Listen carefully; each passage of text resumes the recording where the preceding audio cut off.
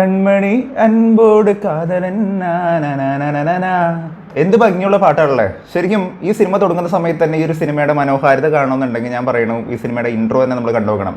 പല ആൾക്കാർ ഈ 5 മിനിറ്റ് ഒക്കെ കഴിഞ്ഞ് സിനിമയ്ക്ക് കയറുന്ന ആൾക്കാരോട് ഞാൻ പറയുകയാണ്, ഈ സിനിമ കാണുന്ന സമയത്ത് നിങ്ങൾ ആദ്യം ചെയ്യേണ്ട കാര്യം എന്താണെന്ന് വെച്ച് കഴിഞ്ഞാൽ കറക്റ്റ് സമയത്തിന് പോകാനായിട്ട് നോക്കുക. മഞ്ഞുമൽ ബോയ്സ് സിനിമയുടെ റിവ്യൂ അറിയാനാണ് നിങ്ങൾ വന്നേക്കുന്നത് കാര്യം എനിക്കറിയാം. സിനിമ എങ്ങനെയുണ്ടെന്നുള്ള കാര്യമായിരിക്കും എല്ലാവരും ചോദിക്കുന്നത്. കാരണം ഈ വർഷത്തെ ഏറ്റവും കൂടുതൽ എക്സ്പെക്ട് ചെയ്യുന്ന സിനിമകളിൽ ഒരു സിനിമ ഏതാണെന്ന് നോക്കുകയാണെന്നുണ്ടെങ്കിൽ അത് തീർച്ചയായിട്ടും മഞ്ഞുമൽ ബോയ്സ് ആണ്. എന്താണെന്നുള്ള കാര്യം ചോദിക്കുകയാണെന്നുണ്ടെങ്കിൽ ഇത് മറ്റൊരു രോമാഞ്ചമായിരിക്കും എന്നുള്ള കാര്യങ്ങൾക്ക് പ്രതീക്ഷ ഉണ്ടായിരിക്കും പല ആൾക്കാരെ പോകുന്നുണ്ടാവുക. എസ്പെഷ്യലി സൗബിൻ ആൻഡ് ടീം വരുന്ന സമയത്ത് ഒരു വൈബാണ്, തിയേറ്ററിൽ ആ ഒരു വൈബ് ആസ്വദിക്കാൻ പോകുന്ന ആൾക്കാരായിരിക്കും കൂടുതൽ. അങ്ങനെയുള്ള ആൾക്കാർക്ക് പറ്റുന്ന ഒരു സിനിമയാണോ യഥാർത്ഥത്തിൽ മഞ്ഞുമൽ ബോയ്സ് എന്ന് ചോദിക്കുകയാണെന്നുണ്ടെങ്കിൽ ഇത് ഒരു രോമാഞ്ചാണെന്ന് വെച്ച് കഴിഞ്ഞാൽ രോമാഞ്ചമല്ല. എന്നാൽ രോമാഞ്ചത്തിൻ്റെതായിട്ടുള്ള ഒരു ഫ്ലേവർ കൊണ്ടുവരാനായിട്ട് ശ്രമിച്ചേക്കുന്ന തുടക്ക ഭാഗമുള്ള ഒരു സിനിമ തന്നെയാണ് മഞ്ഞുമൽ ബോയ്സ് എന്ന് പറയുന്നത്. സിനിമയെ കുറിച്ച് പറയുകയാണെന്നുണ്ടെങ്കിൽ ഫസ്റ്റ് ഹാഫ് തുടങ്ങുന്ന സമയത്ത് നമുക്ക് എല്ലാവർക്കും റിലേറ്റ് ചെയ്യാൻ പറ്റുന്ന ഒരു കഥ തന്നെയാണ് മഞ്ഞുമൽ ബോയ്സ് എന്നൊരു കാര്യം പറയാൻ പറ്റും. നമുക്ക് എല്ലാവർക്കും കുറേ കൂട്ടുകാരുണ്ടാവില്ലേ, നമ്മളെല്ലാവരും ഓരോ സ്ഥലത്തേക്ക് ട്രിപ്പ് പ്ലാൻ ചെയ്യുന്ന ആൾക്കാരുണ്ട്. ട്രിപ്പ് നടക്കില്ല എന്നുള്ള വേറെ കാര്യം. പക്ഷേ ട്രിപ്പ് നടത്തുന്നുണ്ടെങ്കിൽ അതിനകത്ത് പലതരത്തിലുള്ള ആൾക്കാരുണ്ട്. പൈസ ഉള്ളവനുണ്ടാവും, ജോലിയുള്ളവനുണ്ടാവും, ഇതൊന്നുമില്ലാത്തവനുണ്ടാവും, അമ്മയുടെ അടുത്തുനിന്ന് പൈസ വെച്ച് പോകുന്നവനുണ്ടാവും. അങ്ങനെ പലതരത്തിലുള്ള ആൾക്കാരുണ്ടാവും നമ്മുടെ കൂട്ടുകാരായിട്ട്.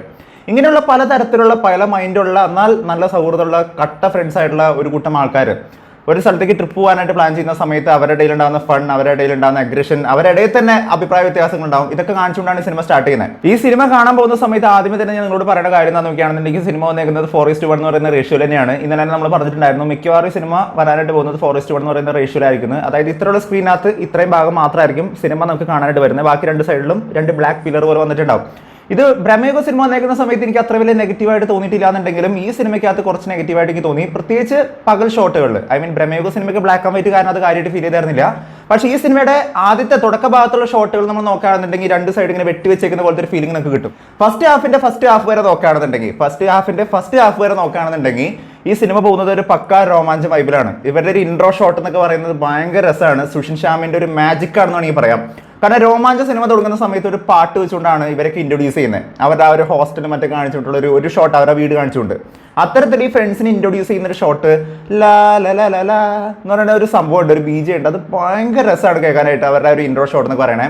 അങ്ങനെ കാണിച്ച് ഇവരുടെ സൗഹൃദം മറ്റേ കാണിച്ചു പോകുന്ന ഒരു നോർമൽ പേസിൽ പോകുന്ന ഒരു പടം. അത്യാവശ്യം നാച്ചുറൽ ഫണ്ണൊക്കെ കൊടുത്തേക്കുന്ന നമ്മുടെ സലീമേട്ടൻ്റെ മോനൊക്കെ ഉണ്ട്, സലീംകുമാറിൻ്റെ മോനൊക്കെ ഉണ്ട്. ഇവരൊക്കെ കൂടി വരുന്ന ഒരു ഗ്യാങ് ആണ് ഈ ഒരു മഞ്ഞുമൽ ബോയ്സ് പറയുന്ന ഒരു ഗ്യാങ് എന്ന് പറയാം. ഇവരെല്ലാവരും കൂടി പ്ലാൻ ചെയ്യുന്ന പോലെ ഒരു ട്രിപ്പ് പോകണു. ട്രിപ്പ് പോകുന്ന സമയം വരെ എല്ലാം വളരെ കൂളാണ്. നല്ല പാട്ടും കാര്യങ്ങളൊക്കെ ആയിട്ട് ഭയങ്കര എൻജോയിങ് ആയിട്ട് പോകുന്ന ഒരു സിനിമ. അത്യാവശ്യം നല്ല പേസിൽ പോകുന്ന ഫൺ മൂടി പോകുന്ന ഒരു പടം.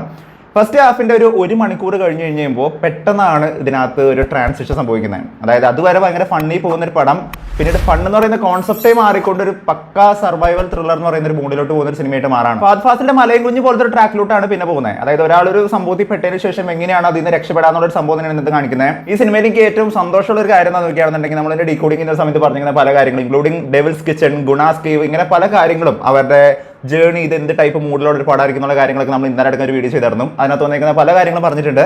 എനിവേ സിനിമ കണ്ടതിന് ശേഷം നിങ്ങൾക്ക് ഡീകോഡിങ്ങൊക്കെ പോയി കാണാവുന്നതാണ്. സ്ട്രോങ് ആയിട്ടുള്ള ഒരു ഫ്രണ്ട്ഷിപ്പിന്റെ ആ ഒരു ബോണ്ടിന്റെ എന്ത് പ്രശ്നം ഉണ്ടായി കഴിഞ്ഞാലും ഞാൻ നിന്നെ ഇട്ടിട്ട് പോയില്ല എന്ന് പറയുന്ന ഒരു സംഭവം ഉണ്ട്. അത് തന്നെയാണ് ഈ സിനിമയുടെ ഏറ്റവും വലിയ ഹൈലൈറ്റ് എന്ന് പറയുന്നത്. ആൾക്കാരെല്ലാവരും കൈയടിച്ചൊരു സീൻ എന്ന് പറയുന്നത് അത് തന്നെയാണ്. അത് നിങ്ങൾ കാണുന്ന സമയത്താണ് മനസ്സിലാക്കാൻ പറ്റുക. നല്ലൊരു സ്ട്രോങ് ഫ്രണ്ട്ഷിപ്പിനെ എടുത്ത് കാണിക്കുന്ന, എസ്പെഷ്യലി എനിക്ക് ഇതിനകത്ത് ഏറ്റവും കൂടുതൽ ഇഷ്ടപ്പെട്ട കാര്യം എന്താണെന്ന് നോക്കുകയാണെന്നുണ്ടെങ്കിൽ ഇതിനകത്ത് ടോപ്പ് നോച്ച് ആയിട്ട് നിൽക്കുന്നത് സുഷിൻ ശ്യാമിന്റെ ബീജം തന്നെയാണ്. സുഷിൻ ശ്യാമിന്റെ തുടക്ക ഭാഗത്തുള്ള ബീജമൊക്കെ നല്ല രസമായിരുന്നു. സെക്കൻഡ് ഹാഫിലോട്ട് വരുന്ന സമയത്ത് എനിക്ക് അത്രയും കൂടി ഇമ്പാക്ട് തോന്നിയെന്ന് ഞാൻ പറയില്ല. എന്തോ ഡിഫറെന്റ് ഇൻസ്ട്രുമെന്റ്സ് ഒക്കെ യൂസ് ചെയ്തെന്നുള്ള കാര്യങ്ങൾ പറഞ്ഞായിരുന്നു. എനിക്ക് തോന്നുന്ന ഗുഹയ്ക്കകത്തുള്ള സീനകത്തുള്ള ബീജംസ് മറ്റൊക്കെ എനിക്ക് തോന്നുന്നു അത് കുറച്ച് ഡിഫറെന്റ് ആയിട്ട് തോന്നി. പക്ഷേ ഫസ്റ്റ് ഹാഫിനകത്ത് സുഷിൻ ശ്യാമിന്റെ ആ ഒരു ഇൻട്രോ ഷോട്ടിനകത്തുള്ള ഒരു ബീജം കാര്യങ്ങളൊക്കെ ഗംഭീരം തന്നെയായിരുന്നു. പിന്നെ എടുത്തു പറയേണ്ട ഒരു കാര്യം എന്ന് പറയുന്നത് മേക്കപ്പാണ്. അതായത് മേക്കപ്പ് എന്ന് പറയുകയാണെന്നുണ്ടെങ്കിൽ ഈ ടീമിനകത്തുള്ള ബാസിയുടെ മേക്കപ്പ് ചെയ്തേക്കുന്ന ഒരാൾ ഗുഹയുടെ അകത്ത് ചെന്നതിന് ശേഷം അദ്ദേഹത്തിന് ഒരു മേക്കപ്പ് കിട്ടിയിട്ടുണ്ട്. ശരിക്കും ആ ഒരു ഗുഹയുടെ ഉള്ളിൽ വെച്ചിട്ട് അദ്ദേഹത്തിന് പറ്റിയേക്കുന്ന ഒരു ഇഞ്ചുറി കാണിച്ചുകൊണ്ടുള്ള ഒരു മേക്കപ്പ് ഉണ്ട്. അത് ഭയങ്കര രസമായിട്ട് തോന്നി. കാരണം അത്രയും ഇമ്പാക്ട് ഉണ്ട് അദ്ദേഹത്തിന്റെ ബോഡിക്ക്. അത് ശരിക്കും അത്രയും ഇഞ്ചുറിക്ക് സംഭവിച്ചെന്നുള്ള കാര്യമൊക്കെ നമുക്ക് കാണുന്ന സമയത്ത് തോന്നും. ആ ഒരു ഇമ്പാക്ട് നമുക്ക് ഫീൽ ചെയ്യുന്നുണ്ട്. അതുകൊണ്ട് തന്നെ ഈ സിനിമ ആദ്യത്തെ ഒരു ഫസ്റ്റ് ഹാഫ് വരെ ഭയങ്കര ഫൺ മൂഡിലാണ് പോണെന്നുണ്ടെങ്കിൽ ഒരു യൂഷ്വൽ ഫ്രണ്ട്ഷിപ്പിനെ എടുത്ത് കാണിച്ചു പോകുന്ന ഒരു പടമാണെന്നുണ്ടെങ്കിൽ സെക്കൻഡ് ഹാഫിലോട്ട് എത്തുന്ന സമയത്ത് ഈ സിനിമ എന്ന് പറയുന്നത് ഒരു കംപ്ലീറ്റ് സർവൈവൽ ത്രില്ലറാണ്. നമ്മളിങ്ങനെ എഡ്ജ് ഓഫ് ദ സീറ്റ് ആക്കുന്ന കുറേയധികം സീനുകൾ ഇതിനകത്ത് വരുന്നുണ്ട്. നമ്മൾ ഇരിക്കുന്ന സമയത്ത് ഇയാൾ ഇനി രക്ഷപ്പെടും, അതായത് ഇയാൾ ഇതിന്റെ മുകളിലോട്ട് എങ്ങനെ കയറി വരും എന്ന് തോന്നിപ്പിക്കുന്ന തരത്തിലുള്ള ഒരു സിനിമയുടെ ഒരു പേസ് ഉണ്ടാക്കിയെടുക്കാനായിട്ട് ഇവരെ കൊണ്ട് സാധിച്ചിട്ടുണ്ട്.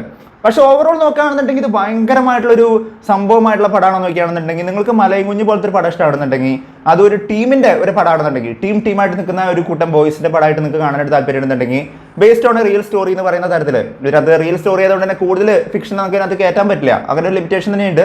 വിത്തിൻ ദാറ്റ് ലിമിറ്റേഷൻ നോക്കുകയാണെന്നുണ്ടെങ്കിൽ നല്ല രീതിക്ക് ചെയ്ത് വെച്ചിരിക്കുന്ന ഒരു സിനിമ തന്നെയാണ് മഞ്ഞുമൽ ബോയ്സ് എന്നുള്ള ഒരു കാര്യം തന്നെയാണ് എനിക്ക് പേഴ്സണലി തോന്നിയ കാര്യം എന്ന് പറയുന്നത്. എന്ന് വെച്ചാൽ ഭയങ്കരമായ ഒരു സംഭവം പ്രതീക്ഷിച്ച് പോകരുത്. ഒരു സർവൈവൽ ത്രില്ലർ എന്നുള്ള രീതിക്ക് നോക്കി പോകുകയാണെന്നുണ്ടെങ്കിൽ തീർച്ചയായിട്ടും സാറ്റിസ്ഫൈ ചെയ്യുന്ന ഒരു സിനിമ തന്നെയായിരിക്കും മഞ്ഞുമൽ ബോയ്സ് എന്നുള്ള ഒരു കാര്യം തന്നെ എനിക്ക് തോന്നിയത്. ഇതിനകത്ത് കോമഡി ഉണ്ട്, ഇതിനകത്ത് ഡാൻസ് ഉണ്ട്, ഇതിനകത്ത് പാട്ടുണ്ട്, ഇതിനകത്ത് ഫൈറ്റ് ഉണ്ടെന്ന് വെച്ച് കഴിഞ്ഞാൽ ഫൈറ്റ് ഒന്നുമില്ല, അങ്ങനെ വലിയ ഫൈറ്റും കാര്യങ്ങളൊന്നുമില്ല. പക്ഷെ നല്ലൊരു സർവൈവൽ ത്രില്ലർ എന്ന് പറയുന്ന ഒരു കോൺസെപ്റ്റിൽ സെറ്റ് ചെയ്ത് വെച്ചേക്കുന്ന അത്യാവശ്യം ഡീസെന്റ് ആയിട്ടുള്ള ഒരു പടം തന്നെയാണ് മഞ്ഞുമൽ ബോയ്സ് പറയുന്നത്. എന്തിനാണെങ്കിലും ഇവരിറങ്ങുന്ന സമയത്ത്, ഈ സിനിമ ഇറങ്ങുന്ന സമയത്തുള്ള ഒരു പ്രതീക്ഷ എന്താണ് നമുക്ക് തന്നേക്കുന്നത്? ഞാൻ ഒരിക്കലും ഇതൊരു കംപ്ലീറ്റ് ഫൺ പടമാണെന്നുള്ളൊരു കാര്യം പ്രതീക്ഷിച്ചിട്ടല്ല പോയത്. ഒരു ഫൺ പ്ലസ് ഒരു ത്രില്ലർ പടം എന്നുള്ളൊരു കാര്യം ചിന്തിച്ചിട്ട് തന്നെയായിരുന്നു പോയിരുന്നത്. ആ ഒരു കാര്യത്തിനെ എക്സ്ട്രീംലി സാറ്റിസ്ഫൈ ചെയ്യുന്ന തരത്തിൽ നല്ല പെർഫോമൻസ് കാഴ്ചവെച്ചുകൊണ്ട് ചെയ്തിട്ടുണ്ട് ഇവർ ഈ ഒരു സിനിമ എന്ന് പറയുന്ന മഞ്ഞുമൽ ബോയ്സ് പറയുന്ന cinema.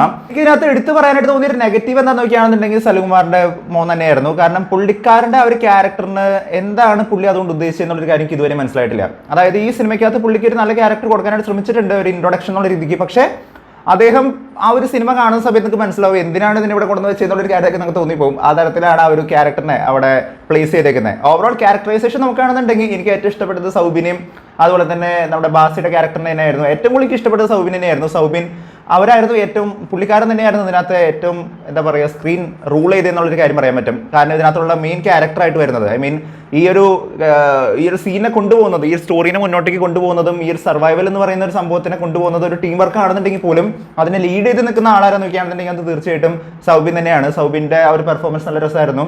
And based on A real story എന്ന് പറയുന്ന സമയത്ത് 2006 റിയൽ സ്റ്റോറിയും ഒപ്പം തന്നെ 2012 നമ്മൾ ഇന്നലെ ഡീകോഡ് ചെയ്യുന്ന സമയത്ത് പറഞ്ഞിരുന്ന പോലെ നമ്മൾ ഇന്നലെ ഇതിന്റെ ഒരു പ്രീ റിവ്യൂ ആയിട്ട് നമ്മളൊരു കാര്യം പറഞ്ഞായിരുന്നു. അല്ലാതെ നമ്മൾ പറഞ്ഞൊരു കാര്യം ഉണ്ടായിരുന്നു 2012 ഇത്തരത്തിൽ ഏകദേശം സിമിലർ ആയിട്ടുള്ള ഒരു കേസ് സംഭവിച്ചെന്നൊരു കാര്യം പറഞ്ഞായിരുന്നു. എനിക്ക് തോന്നുന്നു 2 സിനാരിയോട് കൂടിയിട്ടുള്ള ഒരു ബ്ലെൻഡ് ആണ് ഈ ഒരു സിനിമ എന്നുള്ളൊരു കാര്യം എനിക്ക് തോന്നിയത്. കാരണം ആ ഒരു കുറിപ്പിനകത്ത് ഇന്നലെ പറഞ്ഞിരിക്കുന്ന ഒരു കുറിപ്പിനകത്ത് പറയുന്ന പോലെ സെയിം ഡയലോഗ്സും സെയിം സീൻ തന്നെയാണ് എനിക്ക് ആക്ച്വലി തിയേറ്ററിൽ കാണാനായിട്ട് സാധിച്ചത്. അത്ര രസമായിട്ടായിരുന്നു അവർ ചെയ്തു വെച്ചേർന്നത്.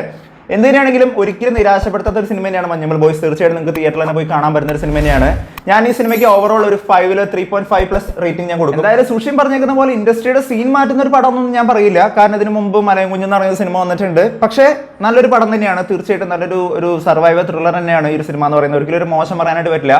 കണ്ടേക്കുന്ന എല്ലാവർക്കും എൻജോയ് ചെയ്യാനും അതേ സമയത്ത് എഡ്ജ് ഓഫ് ദ സീറ്റ് ആക്കുന്ന ചില സീനുകളിലുള്ള വളരെ നല്ലൊരു മികച്ച ഒരു സ്ക്രീൻ പ്ലേ ചെയ്യാനായിട്ട് ശ്രമിച്ചേക്കുന്ന ഒരു സിനിമ തന്നെയാണ് ഈ ഒരു സിനിമ എന്ന് പറയുന്നത്. പ്രത്യേകിച്ച് ആ ഗുഹയ്ക്കകത്തുള്ള സീനൊക്കെ നല്ല രസമായിട്ട് പല സീനുകൾ അവർ നല്ല ഭംഗിയായിട്ട് എടുത്തിട്ടുണ്ട്. അതിൻ്റെ അവരുടെ ഇടയിലുള്ള ഒരു ബോണ്ടൊക്കെ എടുത്ത് കാണിക്കുന്ന തരത്തിലുള്ള പല ഷോട്ടുകളും അവരുടെ ഡയലോഗ്സുകളും പല സ്ഥലങ്ങളിലും കയ്യടി നേടുന്ന ഒരുപാട് ഷോട്ടുകളും മറ്റൊക്കെ കാണാനായിട്ട് പറ്റിയായിരുന്നു. എന്തിനാണ് സിനിമ നിങ്ങൾ തിയേറ്ററിൽ പോയിട്ട് കണ്ടേക്കുന്ന ആൾക്കാരാണെന്നുണ്ടെങ്കിൽ എന്താണ് നിങ്ങളുടെ അഭിപ്രായം എന്നുള്ള കാര്യങ്ങൾ താഴെ നിന്ന് കമന്റ് ചെയ്യുക. വീഡിയോ ഇഷ്ടപ്പെട്ടെങ്കിൽ വീട്ടിലേക്ക് വീഡിയോ മാക്സിമം പേരിലോ ഷെയർ ചെയ്യുക.